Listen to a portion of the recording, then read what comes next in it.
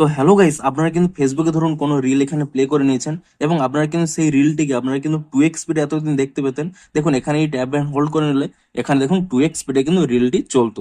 কিন্তু এবার থেকে আপনারা কিন্তু আপনাদের পছন্দ অনুযায়ী 0.5, 2x, 3x আপনাদের পছন্দ অনুযায়ী যে কোনো স্পিডে কিন্তু রিলটি কিন্তু প্লে করতে পারবেন।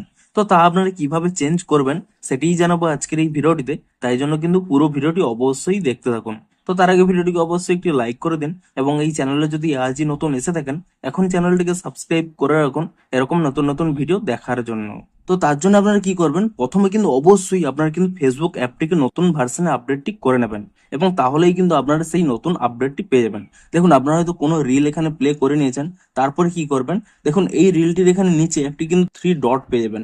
আপনি সেই 3 ডটে ক্লিক করে নেবেন এবং তাহলেই দেখুন এখানে একটি নতুন অপশন পেয়ে যাবেন, প্লে ব্যাক স্পিড বলে। এবং এখানে দেখুন সিলেক্ট রয়েছে 1x। আপনারা সিম্পলি কি করবেন, এই ডাউন অ্যারো অপশানে ক্লিক করে নিলে এখানে দেখুন বিভিন্ন রকম অপশান পেয়ে যাবেন। আপনারা চাইলে 0.5x-এও ক্লিক করে নিয়ে এখানে কিন্তু 0.5x-এও কিন্তু এখানে প্লে করতে পারেন, কিংবা আপনারা চাইলে কিন্তু এখানে স্পিডটি বাড়িয়ে 2x কিংবা 3x-ও করতে পারেন। ধরুন আমি এখানে 3x করে নিচ্ছি, দেখুন প্লেইং অ্যাট 3x স্পিড।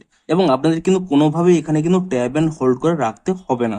আপনারা ইজিলি যে স্পিডে দেখতে চাইছেন সেই স্পিডটি এখানে সিলেক্ট করে নিলে আপনাদের কিন্তু সেই স্পিডেই কিন্তু এখানে রিলটি চলবে। আপনাদের কোনোভাবেই কিন্তু এখানে ট্যাব অ্যান্ড হোল্ড করে রাখতে হবে না।